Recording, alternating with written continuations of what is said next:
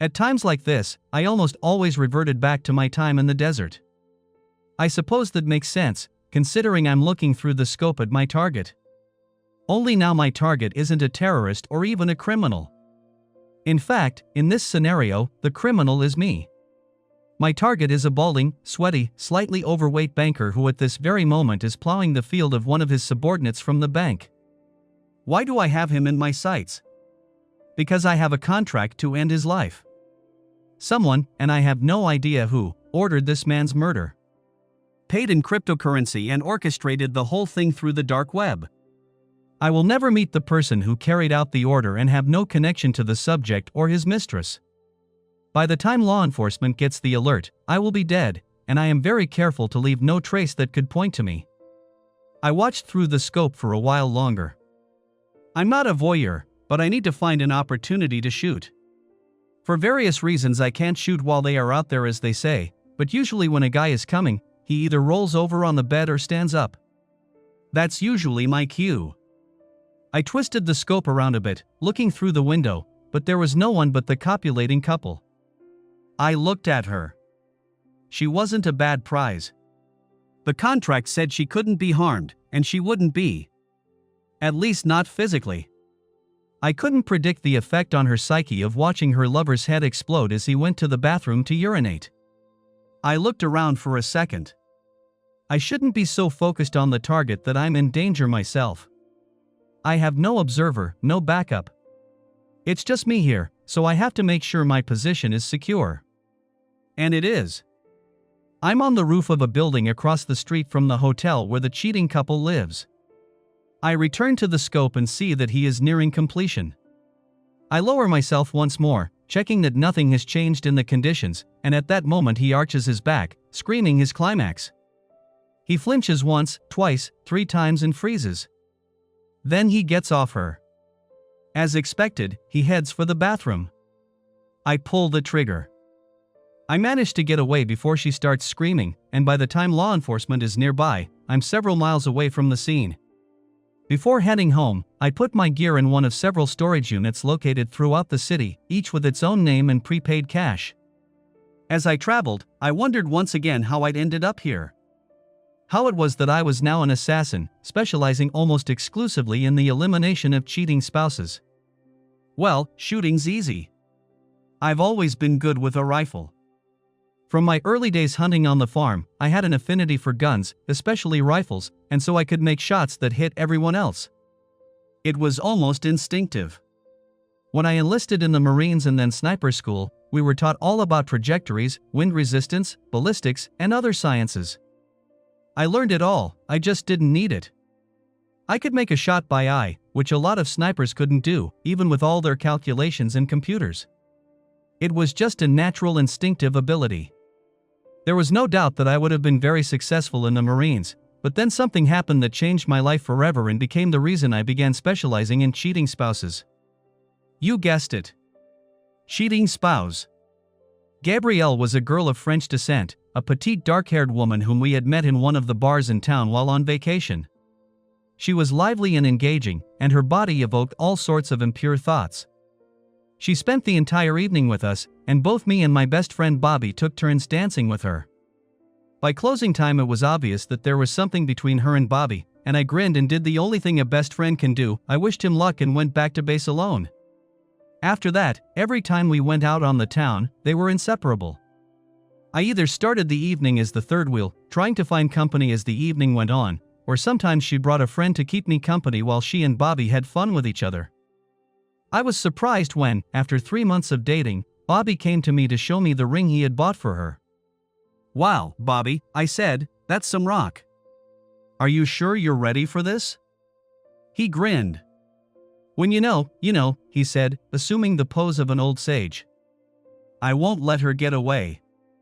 The look in her eyes when Bobby got down on one knee at the bar that night made me wonder.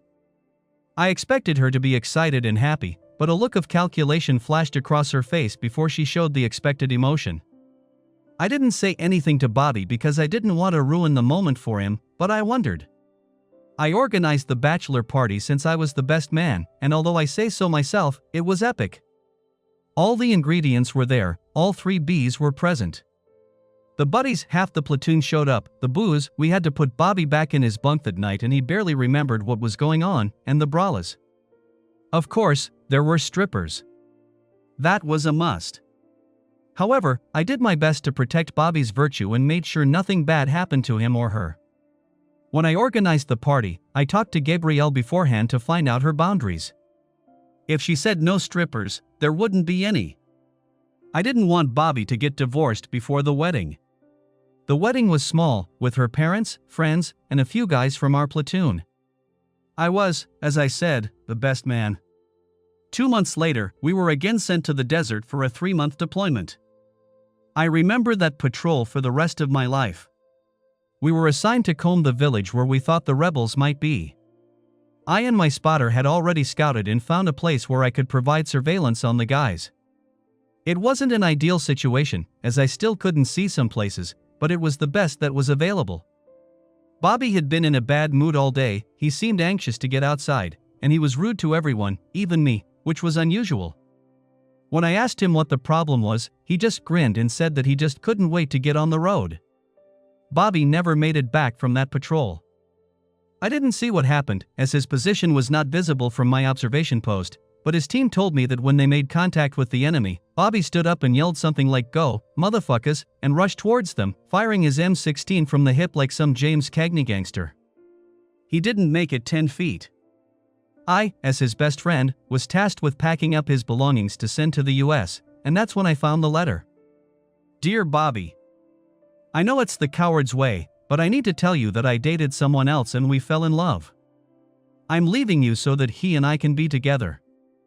I want you to know that I really loved you, but the time we spent apart showed that I wasn't truly in love with you, and you deserve more than that, so it would be better if we parted ways so you could find someone to love you as much as you deserve. Please don't think badly of me. John said you have another month of touring left, so I'll be out of our house by the time you get back.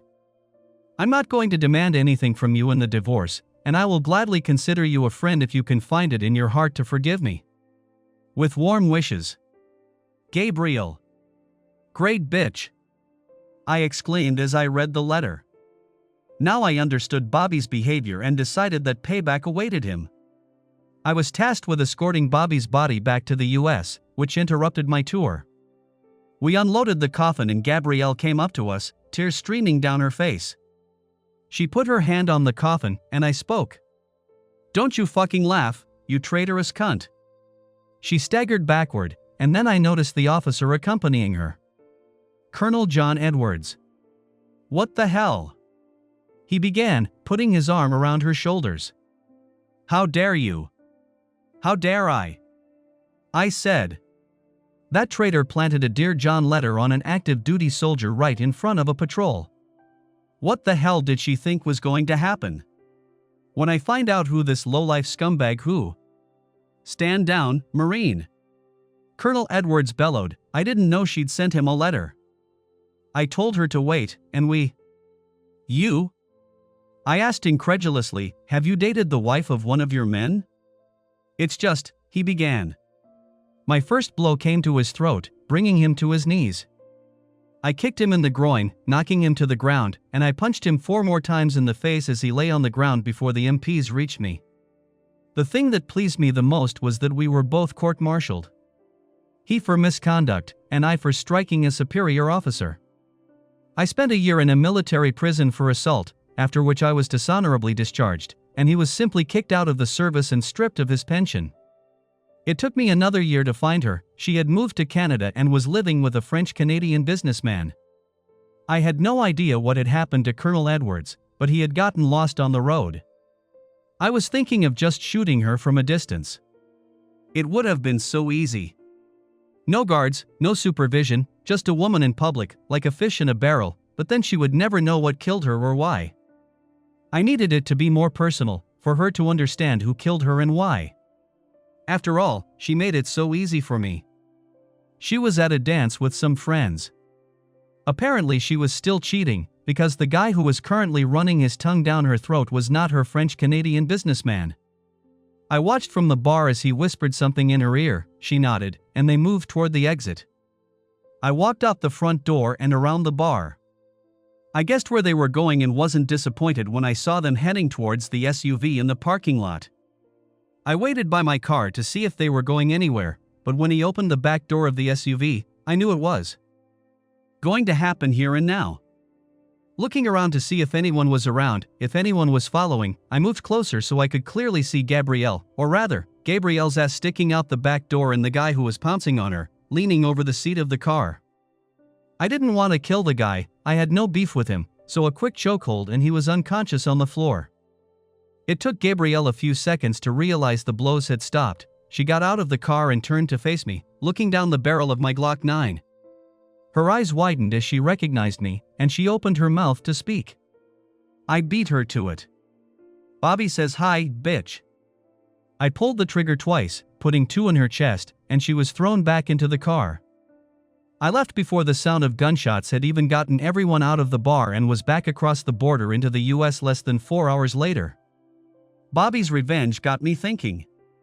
There are probably any number of people who are being cheated on right this very minute. Some of them will want to reconcile, some of them will want to divorce. But there will also be those who want a more permanent solution to a cheating spouse, and I had the skills to make that happen. And so I became a hit man, specifically one who targets those who step outside of their marriage. It was an easy job.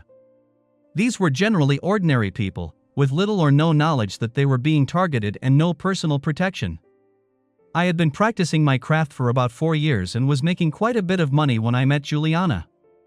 Julianne worked as a finance manager at the car dealership I visited when I wanted to buy a new car. She was bright, intelligent, and an interesting conversationalist.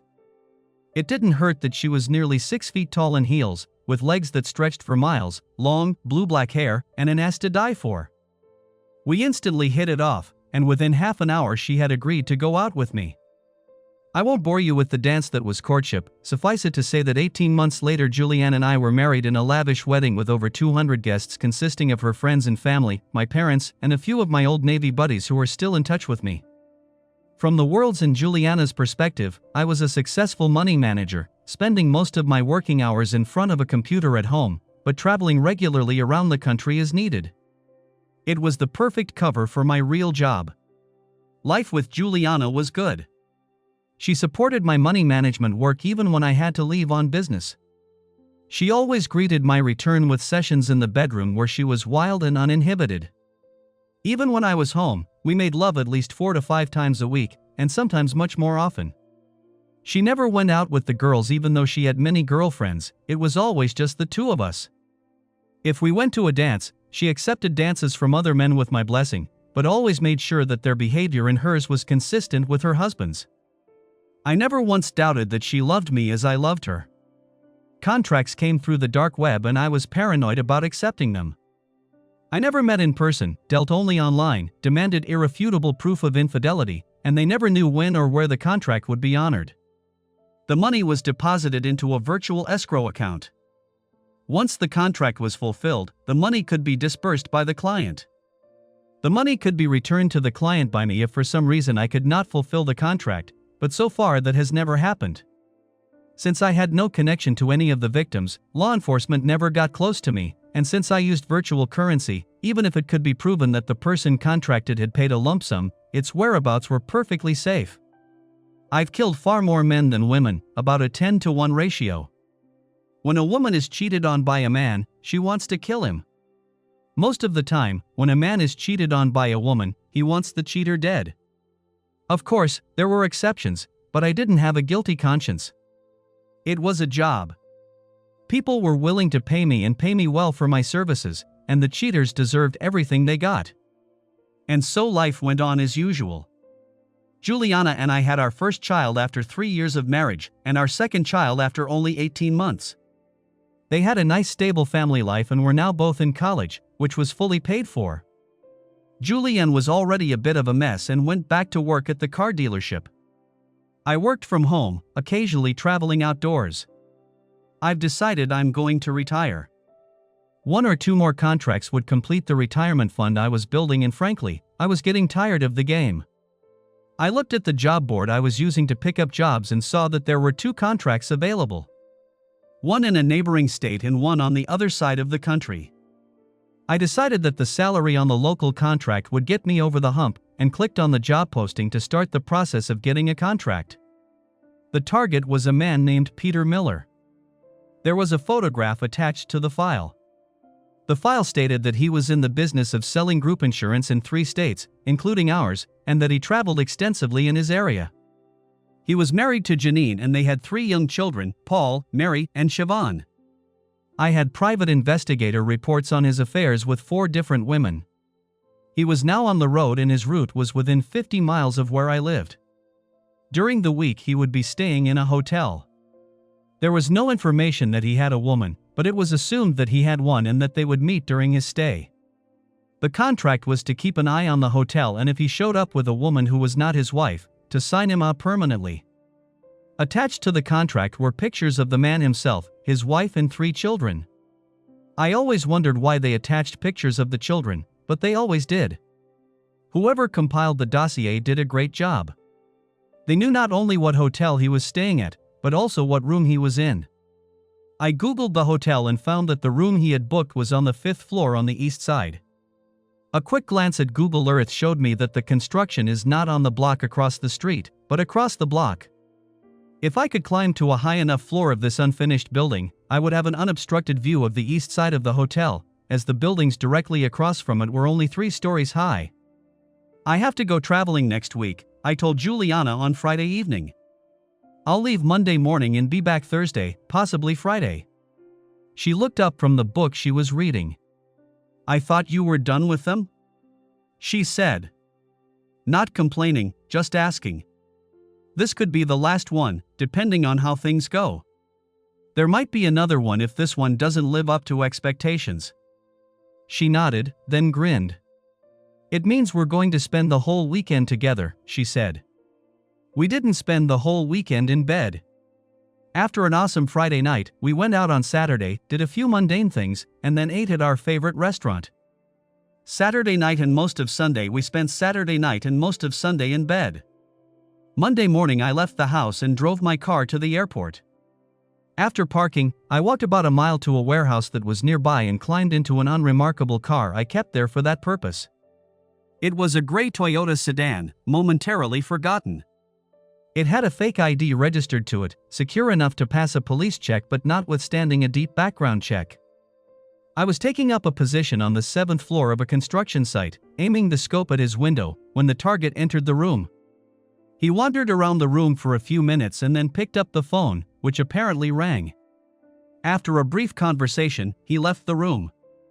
It was a little after 12 o'clock in the afternoon. I didn't follow him, I knew he would be back, so I positioned myself to wait. The construction site was closed for one reason or another at the moment, so I had no fear of being discovered. By the time he got back to his room, it was past 6 in the evening. In an obvious hurry, he made his way to the bathroom to take a shower. I watched him as he walked back to the bedroom. Nothing special. The shower water must have been cold, because there was nothing much to see between his legs, and his lean body didn't inspire much optimism. I've often wondered what attracts women to men like that, and I figured he must have a good line in chat because it certainly wasn't his physical attributes. After another 30 minutes, he got dressed and went outside. I ate and laid down to wait for him to return. I was sure he'd be back, and probably with some woman. I would take pictures to prove his infidelity and then put a bullet in his skull. There was nothing in the contract about killing or sparing the woman, so I didn't kill her. While I don't mind killing cheating whores, I didn't know the woman was a cheating whore. She was probably just a lonely girl who had fallen for this scumbag. I wouldn't have any information and she would still be alive. It was past midnight when the lights came back on in the room, and I looked through the scope again. I saw that my target had entered the room with a tall, dark-haired woman. As soon as they were in the doorway, the woman pushed him towards the door and knelt down in front of him.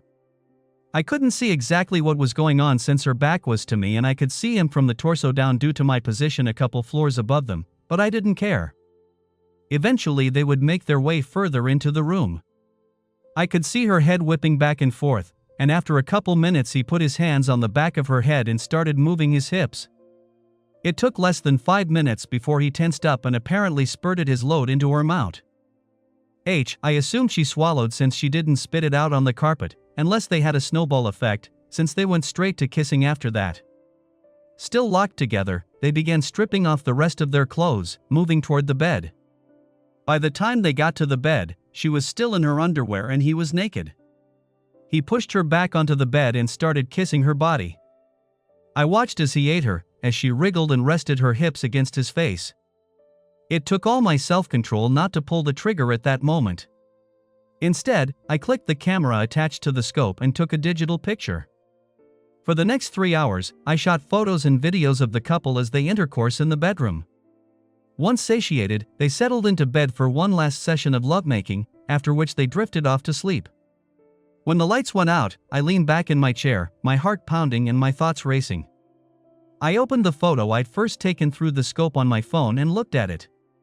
The woman had her back arched, her eyes wide open. I zoomed in on that face, looking into those eyes, the beautiful eyes of my wife Juliana. Thoughts raced through my head.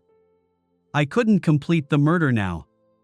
One of the safest things about what I was doing was that I wasn't connected to the victims or their partners. If I killed either or both of them now, the first person the police would want to talk to would be me.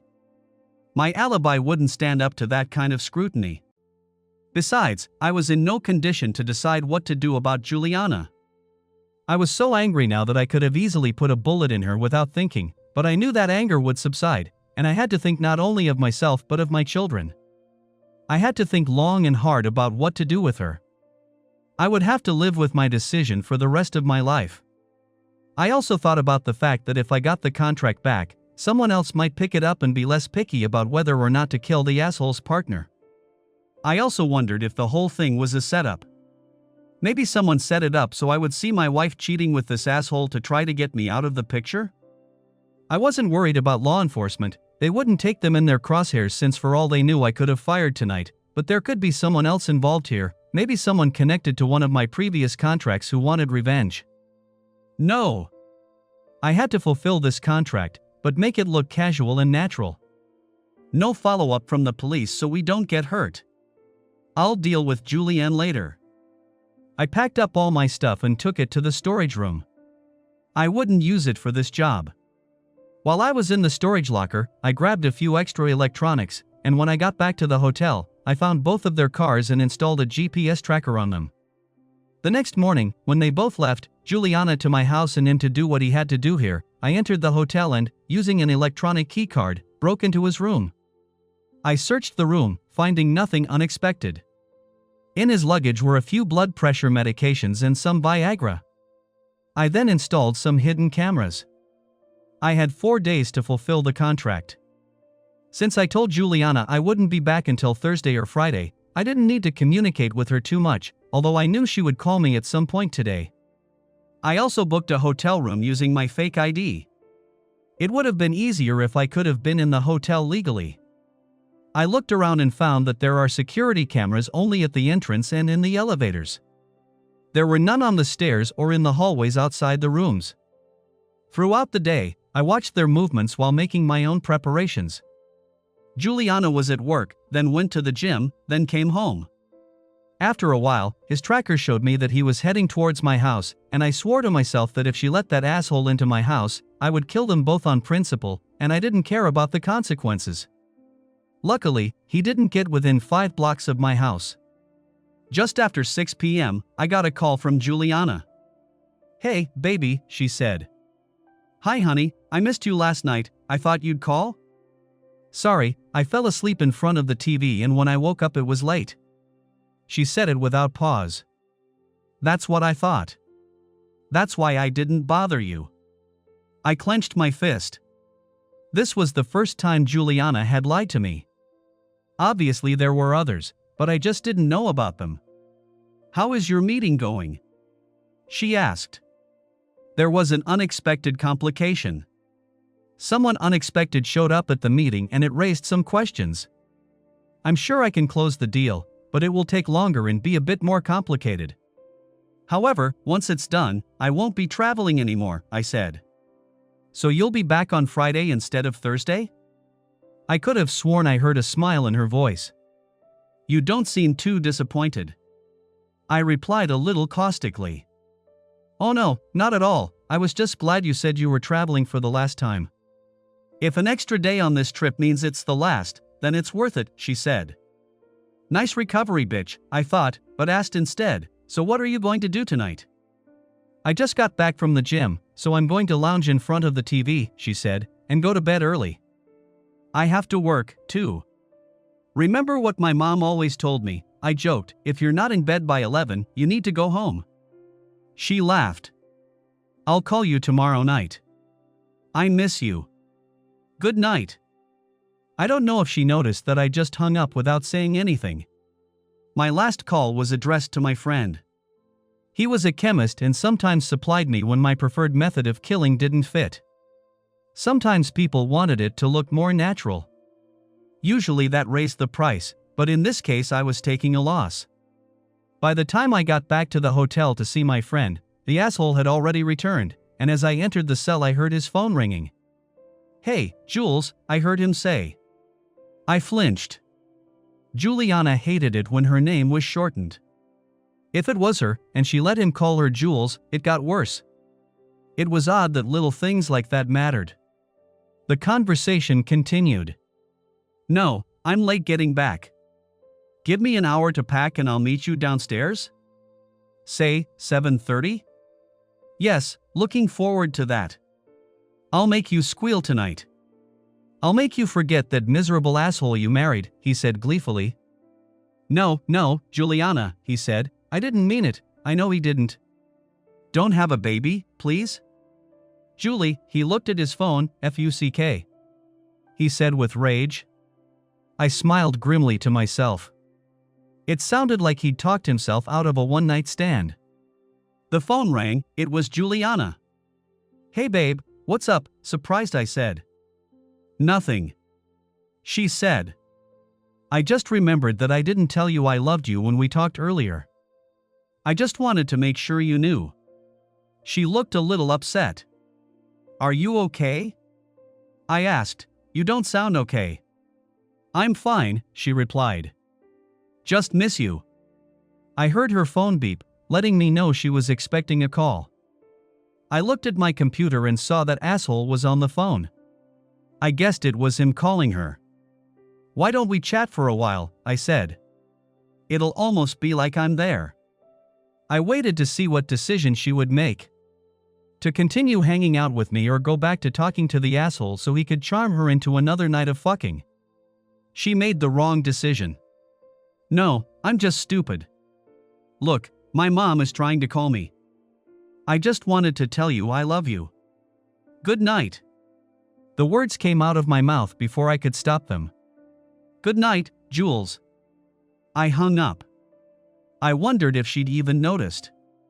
Back in the asshole's room, I heard his phone ring and he smiled as he picked it up. Hey, babe. Yeah, I'm really, really sorry. I know you don't like it when I say mean things about him. It's just my insecurities. I just want to be a better lover for you and know that I make you feel as good as you make me feel. No, I won't.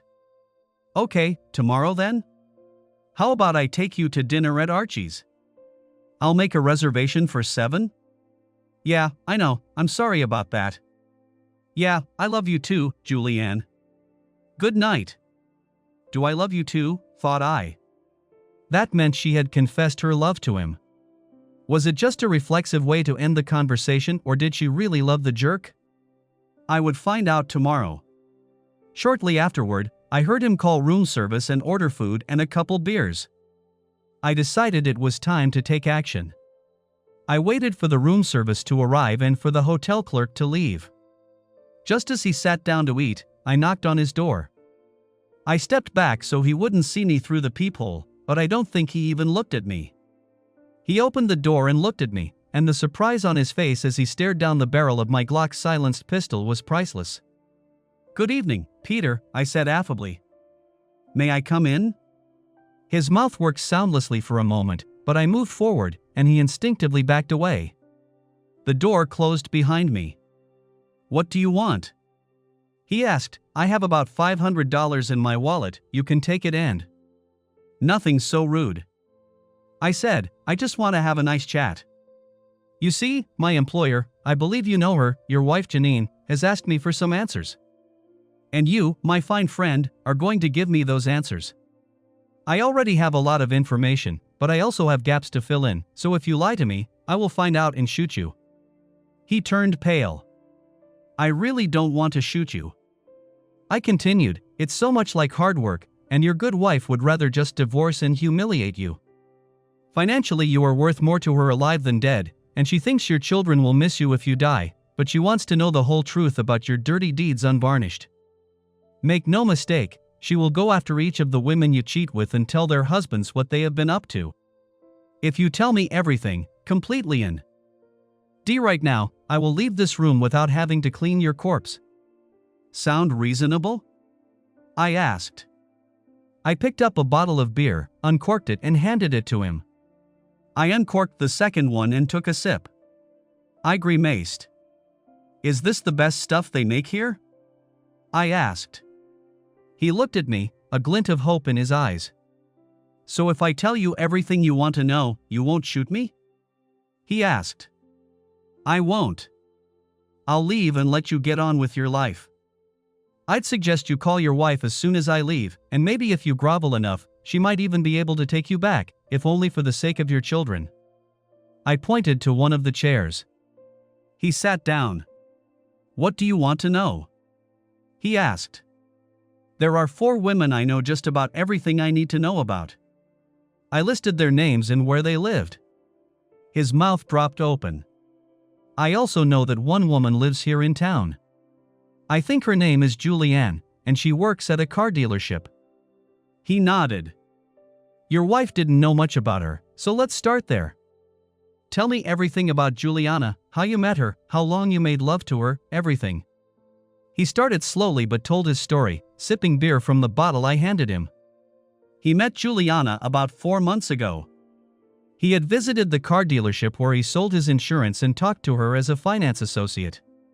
She was beautiful, charming, with a stunning body, and he immediately decided he had to possess her. They had a meeting that lasted most of the morning, and he invited her to lunch. He was surprised that she agreed so readily, and was even more surprised when, after dinner, she suggested that he invite her to dinner that night, since her husband was out of town on business.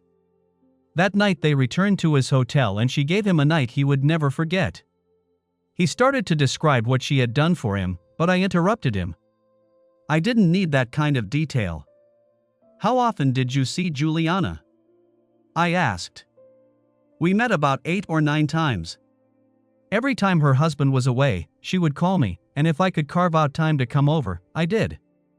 I even canceled dates with my other girlfriends if she called, because she was much better at sex than any of them. He said this with a smirk.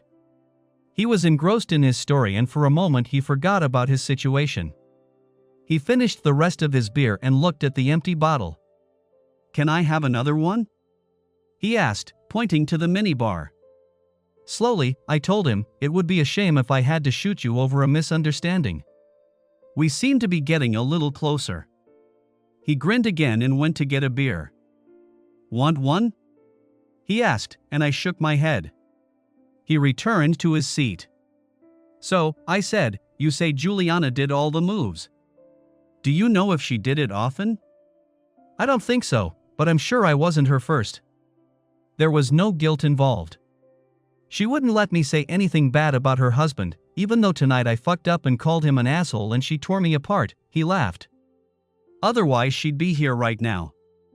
Strange that it upset her, considering what she was doing, I said thoughtfully. She shares everything, he explained. In her mind, Julianne, who is a loving wife to her husband, I don't even know his name, she refuses to talk about him, is a completely different Julianne who comes to fuck me.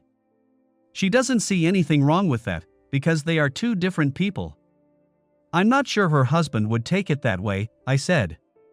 Mentally she may feel like 2 different people, but physically they are one. I take it you're not using protection? No, never.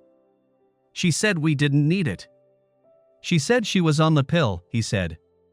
What about STDs? I asked, considering you've been making love to half the country, did she even think about the possibility of bringing home some nasty stuff to her husband? I'm not sure it even crossed her mind. I get tested regularly and I'm clean, he said. It was a small consolation, but I still mentally noted that I needed to get checked out. Peter shuddered and put a hand to his chest. Is something wrong? I asked sympathetically. Indigestion. He said, I haven't eaten, and beer. He absent-mindedly rubbed his left arm, then gasped. His face turned purple, and sweat began to roll off him in rivulets. He clutched his chest with both hands. Help me, he said. Peter, look at me, I said. He raised his head, there was fear in his eyes. He was panting, and I could see he didn't have long to live. You should have stayed away from Juliana, I said. My wife. His eyes widened for a moment and then rolled back as he lost consciousness. It would take another 10 to 15 minutes for him to die, and I used the time to make sure there was nothing in the room to indicate that anyone else was here but him. I turned on the TV, but softly, and rearranged the food that had been brought to the room in front of him. When his body was found, it would turn out that he had just had a fatal heart attack while eating dinner and watching TV. Since he was already on blood pressure medication, I was sure that even a full autopsy would find enough heart disease to explain the heart attack, especially since he was also on Viagra, and that was definitely undesirable. I took another look at him and made sure he was indeed dead, then, after making sure the hallway outside was clear, hung a "Do Not Disturb" sign on the doorknob and went back to my room. The next day, Juliana called me just after 5:30 p.m. Hey baby, how was your day? She asked cheerfully. Great, I said, I've solved one of the outstanding issues and I'm sure I can solve the last one. Listen, I have an idea. Since this is my last trip, why don't we fly down to Mexico for the weekend? I can pick you up at the airport and we'll celebrate the weekend and maybe even turn it into a longer vacation. I'm sure you have a vacation due, but even if you don't, just tell them you're going, it's not like you need the job.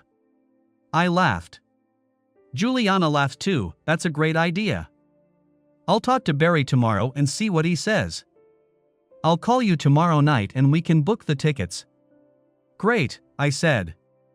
So, what are you doing tonight? It's the same old thing. I have some catching up to do, and I'm watching Sex/Life. It's really good. Isn't this about women having affairs? I asked. I hope you don't have any ideas. She laughed again. It makes me on guard for when I can get to you again, she said. I looked at the time, knowing she thought she had dinner reservations for 7 people and the drive would take at least 40 minutes. Listen, babe, the oven just beeped, so my dinner is ready. I'll talk to you tomorrow, okay? She said. Okay, enjoy your dinner and cheating, I said. Honey, I love you, she said. I hung up the phone. At 8:30, there was a knock on Peter's hotel room door.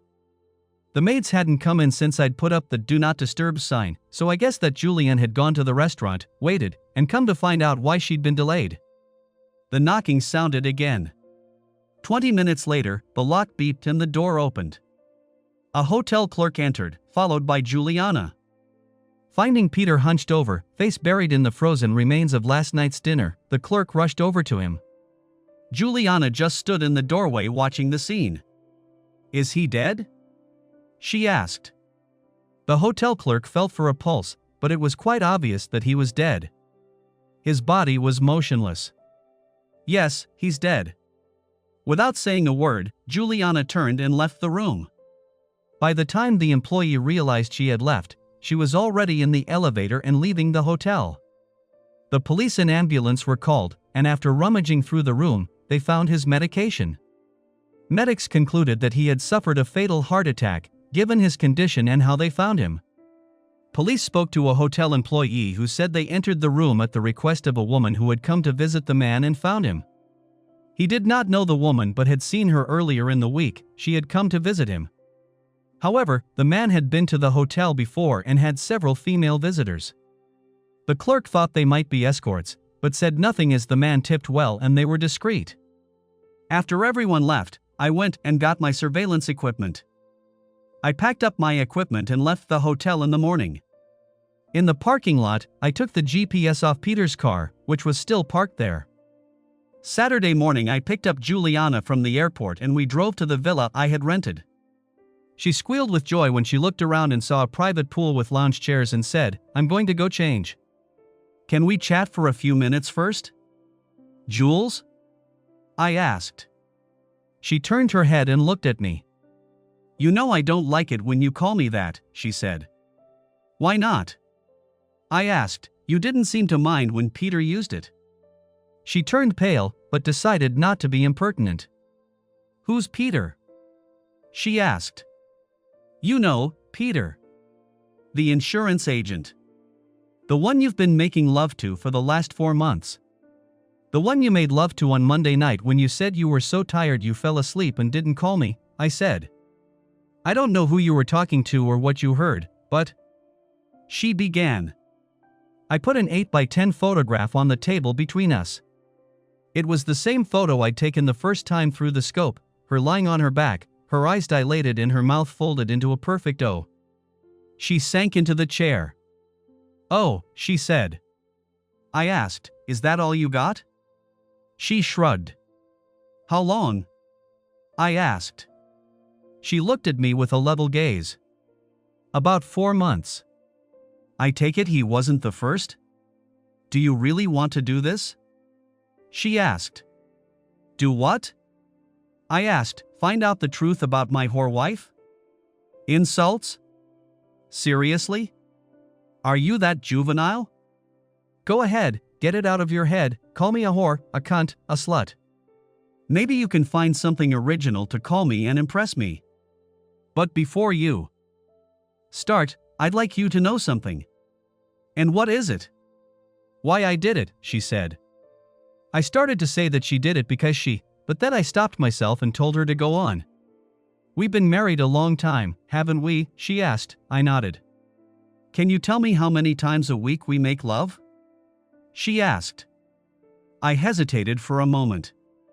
"Well, it fell off as I got older," I started, but she interrupted. "Yes?" she replied. "Yes, at first we made love every day, sometimes 2 or more times in a day.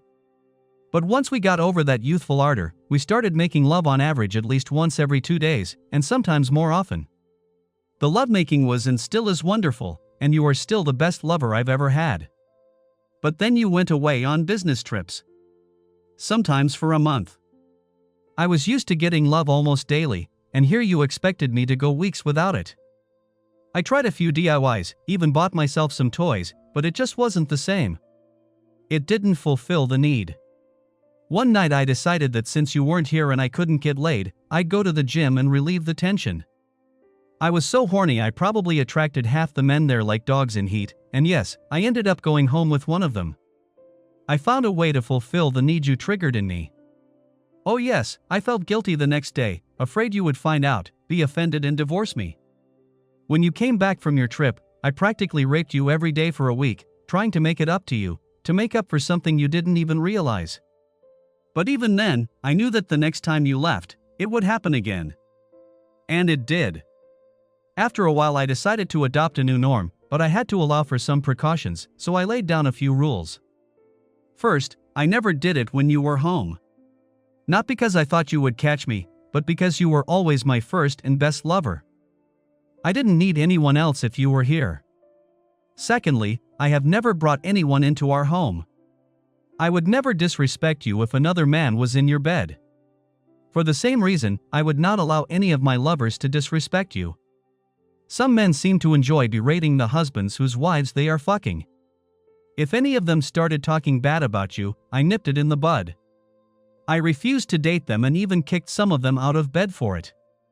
Third, I was regularly tested for STDs, I didn't want to pass anything on to you. And before you say it, it wasn't just because I might get infected that way, I didn't want to put you at that risk. I also took double care not to get pregnant. I used an IUD and put in birth control implants. When we were ready to have children, I stopped. I have copies of the children's DNA tests for you to review if you need proof. I knew you would probably find out and question the parentage of the children. And yes, that means I did it the whole time we were together. You had me so hooked, I just couldn't do without you. A day or two is fine, but if it had been more than that, I should have gotten some relief. That's all it was. The scratching of an itch. I'd never had any feelings for any of them. They were flesh-love toys as far as I was concerned. The only person I've ever loved and been in love with was you. When you told me that this would be your last trip, I was beyond happy. I will finally have you in my home, and I won't have to look for second-rate replacements anymore. I won't need them because I will always have the best at home with me. The days of having to settle for second-rate are over. Ironically, that may have been my last time with another man, and that's when I got caught. For the last time? I said, these pictures were taken on Monday, you said you couldn't do without them for more than 2 days, so do you really want me to believe you didn't go out the other nights? What about Tuesday, Wednesday, and Thursday? She laughed lightly. He called me on Tuesday to tell me that he had gone back to his hotel, but he started talking badly about you, and I told him that it was over between us and I would not see him again. He called back a little later to apologize, and I forgave him but told him I was done with him for that night and I would see him on Wednesday. As an apology, he said he would take me out to dinner. So that call that came in when we talked on Tuesday, I asked, it wasn't your mom? For once she had the decency to look guilty. No, you didn't, she said quietly. I hated lying to you. Not so much that you can't do it, I said. Her eyes widened. Wait, you called me Jules during that phone call. I remember thinking it was weird. Did you know then? She asked. I was sent the photos Tuesday morning. They were accompanied by transcripts of previous calls. She sighed again. I'm so sorry you had to find out about that, it must have been awful. Let's not get sidetracked. You didn't make love to him on Tuesday, what about the other days of the week? I asked. I wanted to know how his death had affected her. He was supposed to meet me for dinner on Wednesday, she began. You mean when you had to watch whores on TV? I asked with some irony. I did watch it, and it's good. I just didn't watch it that night. And no, it didn't give me any ideas. As silly as it sounds, and please don't get angry when I say this, in my mind I wasn't cheating. I was just fulfilling a physical need. For me, it was like going out to lunch with a friend. I needed to eat and you weren't there to keep me company, so I went with my friend. I know this may be hard for you to accept, but this is how I perceived and to some extent still perceive what I did when I made love to other men. And mind you, I never said I made love. I've never made love to anyone but you. You're stalling, I stated emphatically. Are you trying not to tell me what you did on Wednesday? Not at all, she said. Like I said, we were supposed to meet for dinner, but he never showed up. I sat in the restaurant for 45 minutes and I must say I was furious. I've never been let down before. So I decided to go to his hotel. When I got there, he didn't answer the door, but I knew he was at the hotel because his car was in the parking lot. I asked the manager to go inside and we found him face down in the dinner steak, dead as a rotten man. According to the paramedics, he was on blood pressure medication, but this fool had also taken Viagra, which you should never do. He must have had a massive heart attack. At least he didn't die while he was making love to you, I said. That would have been a lot more embarrassing. Oh, hell, I never thought of that, she said. It would certainly have raised a ruckus. His poor wife would have found out about it. I think she already knew, I said. I suspect she sent me the pictures. Juliana nodded. At least I don't have to ask if you're going out with him again, I commented, and she smiled wryly. I'm not going to apologize for what I did, she said. It was something I had to do. But I'm sorry that I hurt you and that you found out about it. I was counting the days when you would stop going on tours so I wouldn't have to do it anymore, but I knew that as long as you went on tours, it would happen. All I could do was minimize any repercussions and hope that if you ever found out, your love for me would be strong enough for you to understand. Why didn't you come and talk to me? I asked. We could have worked something out. I could have done things differently, even taking you with me on trips. In the back of my mind, I knew that was nonsense. I could never take her with me, but I needed to understand. I didn't want to be that kind of wife. A nag who demands you provide a lifestyle and then complains about how you do it. You loved your job and we had a wonderful life together. I didn't plan to do that, I kind of fell into it, and by then it was too late to take it all back. I stared at her for a long time, pondering. So, she said, what happens now? I stood up, walked to the villa's kitchen and opened a bottle of wine, pouring each of us a glass. I returned the bottle to the table. I handed Juliana the glass and sank tiredly into the chair, drinking half the wine in one gulp. I don't know, I said. It's just so much to think about. We were together for so long, and I thought you loved me as much as I loved you. Yes, we had a great sex life, and yes, we made love many times. But you weren't the only one who suffered when I left. I too went without love for weeks and even months. Yes, I had opportunities to dine out with other women when I was away, but I never did. I stayed true to our vows. I didn't even have toys. I had to rely on the old stuff. I waved my hand. I don't understand how you can be so consumed by your need that you're willing to betray everything we had together, the promises, our vows, for what? Just to get laid. Are you going to report a sex addiction? Maybe we should see a counselor. She opened her mouth, but I held up my hand. Please, I'll let you speak, at least do me the courtesy of listening to me for a moment. Leaning over, I filled her glass and refilled mine. I have so many questions. How can sex and love be separated so easily?